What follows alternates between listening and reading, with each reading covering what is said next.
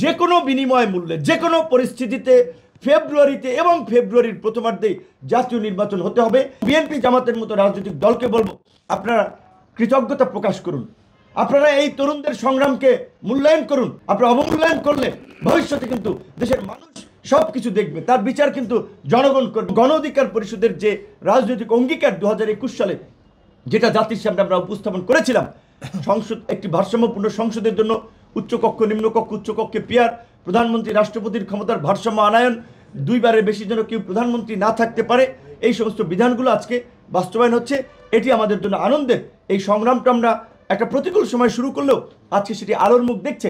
যেটি আমাদের সাধারণ সম্পাদক বলেছিল যে এই 2018 সালে যদি কোটা সংস্কার আন্দোলন আমরা না করতাম, শুধু আন্দোলন করা না, হামলা মামলার পরে ওই 17ই ফেব্রুয়ারি থেকে 2018 সালের ওই 4 অক্টোবর প্রজ্ঞাপন পর্যন্ত যদি লেগে না থাকতাম, এই 24-এর কোটা সংস্কার আন্দোলন হতো না, এই গণ অভ্যুত্থান হতো না, আজকের এই পরিবর্তন হতো না, বিএনপি জামাতের জন্য আজকে ক্ষমতায় যাওয়ার প্রেক্ষাপট তৈরি হতো না।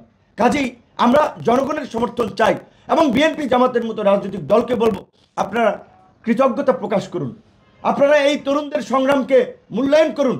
যে এই তরুণরা যখন আপনারা কোণঠাসা ছিলেন, রাজপথে দাঁড়াতে পারেন নাই, কর্মসূচি করতে পারেন নাই, আমরা জীবনের ঝুঁকি নিয়ে জীবন বাজি রেখে কিন্তু রাজপথে লড়াই সংগ্রাম করেছি। কাজেই এর মূল্যায়ন আপনারা করুন। আপনারা অবমূল্যায়ন করলে ভবিষ্যতে কিন্তু দেশের মানুষ সব কিছু দেখবে, তার বিচার কিন্তু জনগণ করবে। এবং আগের মতো ওই কেন্দ্র দখল করে দিনের ভোট রাতে করে নির্বাচনে কেউ জনপ্রতিনিধি হবে সেই বিধান নাই।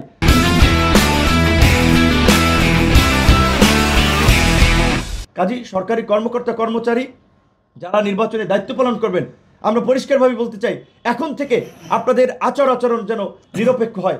আপনারাও যদি আগের মতো দলকানা হন, তাহলে কিন্তু ভবিষ্যতে আপনাদেরকেও কিন্তু জনগণের মুখোমুখি হতে হবে। এবং সকল রাজনৈতিক দলগুলোকে বলবো, আপনার জেলার, আপনার উপজেলার ওসি, ইউনো, ডিসি, এসপি কী করছে, কোন রাজনৈতিক দলকে প্রাধান্য দিচ্ছে, কাকে খাতির করছে, এই সমস্ত বিষয়ে এখনই চিহ্নিত করুন। তার নিরপেক্ষতা যদি আপনার কাছে প্রশ্নবিদ্ধ মনে হয়, অভিযোগ দায়ের করুন। নির্বাচনের আগে আমরা সারা দেশে একটা নিরপেক্ষ প্রশাসনিক ব্যবস্থা নিশ্চিত করেই আমরা নির্বাচনে যেতে চাই।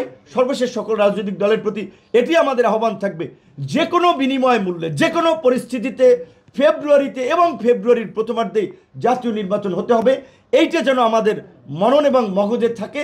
ফেব্রুয়ারিতে জাতীয় নির্বাচন রেখেই যেন আমাদের সমস্ত রাজনৈতিক কর্মসূচি, কর্ম পরিকল্পনা আমরা নিয়ে থাকি। ফেব্রুয়ারির নির্বাচন যদি বাধাগ্রস্ত হয়, ফেব্রুয়ারিতে যদি নির্বাচন না হয়, তাহলে কিন্তু কারোর জন্য সামনে ভালো কিছু পরিস্থিতি অপেক্ষা করবে। আজকে গত 16 বছর নিষিদ্ধ ছিল, আজকে যে কিছুক্ষণ আগে 11টা একটা সংবাদ সম্মেলন করেছেন, সমস্ত মিডিয়া জামাতের অফিসে গিয়েছেন না, জামাতের অফিসে প্রোগ্রাম করতে পেরেছে, 16 বছরে পেরেছে। তাহলে আবার যদি একটা পরিস্থিতি তৈরি হয়, ভুক্তভোগী প্রথমে হবে জামাত। তারপরে এই যে আমরা ছাত্র, এই তরুণরা যারা এই গণ অভ্যুত্থানের নেতৃত্ব দিয়েছি, আপনারা জানেন রাজনৈতিক দল কোনো নেতৃত্ব দেয়নি, আন্দোলন সংগ্রামের নেতৃত্ব দিয়েছে তরুণরা। তারপরে বিএনপি, আজকে বিএনপি ক্ষমতায় না থেকেও কিন্তু ক্ষমতার কাছাকাছি সুযোগ সুবিধা ভোগ করছে। কাজে নির্বাচন যদি বাধাগ্রস্ত হয়, ভণ্ডুল হয়, তাহলে কিন্তু সবারই চোখের সামনে অন্ধকার নেমে আসবে। আশা করি এই শুভবুদ্ধির উদয় হবে, সবাই নির্বাচনের পথে হাঁটবে এবং রাজনৈতিক দলসমূহ নির্বাচনে একটা পরিবেশ তৈরি করতে যার যার নেতা কর্মীদের নির্দেশ দিবে, প্রশাসনকে সহায়তা করবে এবং সরকার নির্বাচনের দিকে হাঁটবে, সেই প্রত্যাশা রেখেই আমাদের বক্তব্য শেষ করছি।